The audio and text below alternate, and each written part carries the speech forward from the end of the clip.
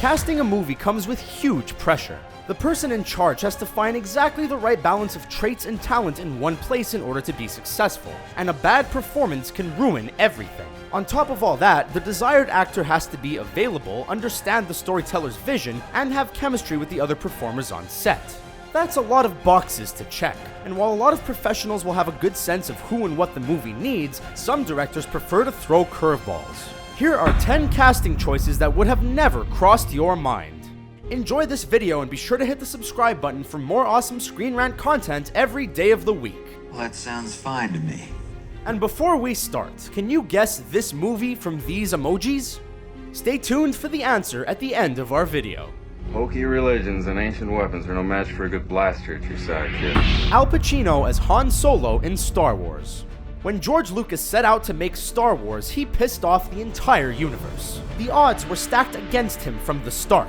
Production was plagued with budget issues and destroyed sets, and casting was difficult. Actors couldn't figure out if it was a serious movie or one aimed at kids, and stayed away as a result. Given how iconic the franchise has become, it's nearly impossible to imagine humankind's historical cinematic landscape without it. That's impossible, even for a computer. And Harrison Ford as Han Solo is an important part of it. But in order for that to happen, a few other leading men had to turn down the role first, and among them was Al Pacino. The actor says that after reading the script for A New Hope, he was totally confused. Which is interesting when you consider that he's starred in some of the most complicated movies ever made.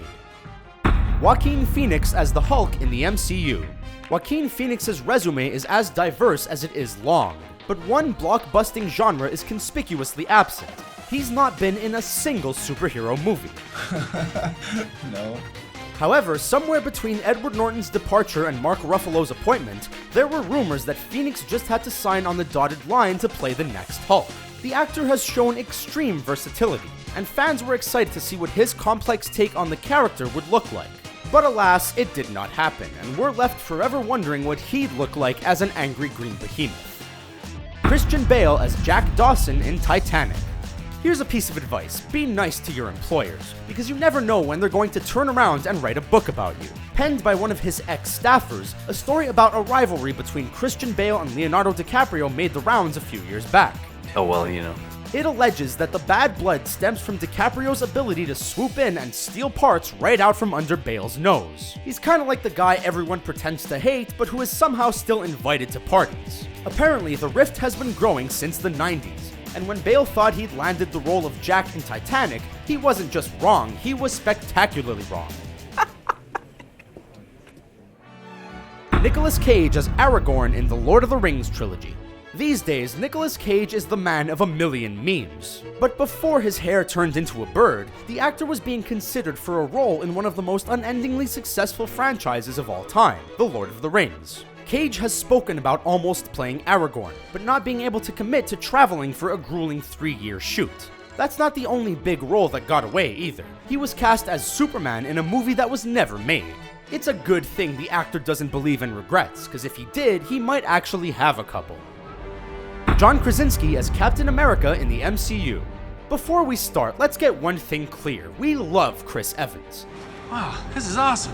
Captain America. He's a wonderful man. He's the best. He's great. He's perfect. So it seems wrong to even think about anyone else donning Captain America's suit. But think back. Try and remember a time before the MCU. It was simpler back then, and TV was king. For a show that seemed to contain so many regular people, The Office was a ratings juggernaut. The show proved to be an effective launching pad for John Krasinski, who then auditioned to play the first Avenger. Hey. Shut up, that's impossible. He even got to try on the suit before having his dreams ground to dust by Evans. Yes! Here's Johnny! Robin Williams as Jack Torrance in The Shining. In his quest to take the story from page to screen, Stanley Kubrick considered several actors in casting the lead role for 1980's The Shining. I'm intrigued.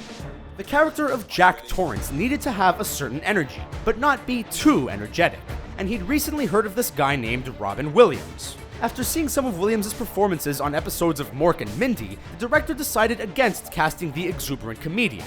He wanted energy, but not that much. So Jack Nicholson wasn't the first choice, but that doesn't mean he wasn't the perfect choice, and delivered a performance iconic in its own right. It's hard to know how the casting would have altered the trajectory of Williams' career, but audiences did have a few opportunities to see the actor in some serious fare before his untimely passing in 2014.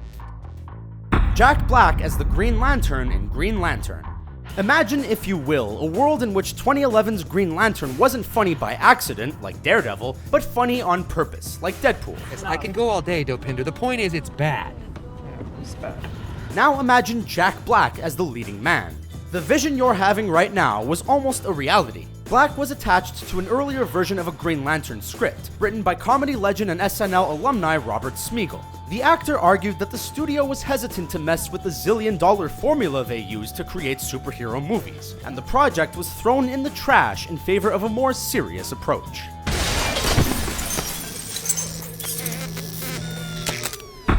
Tom Cruise as Tony Stark in Iron Man. At this point, it should be pretty clear to anyone paying attention that Robert Downey Jr. was born to play Iron Man. The fast-talking, smooth operator is a character right up his alley, and the fact that Tony Stark is kind of a dick is just a bonus for everyone watching.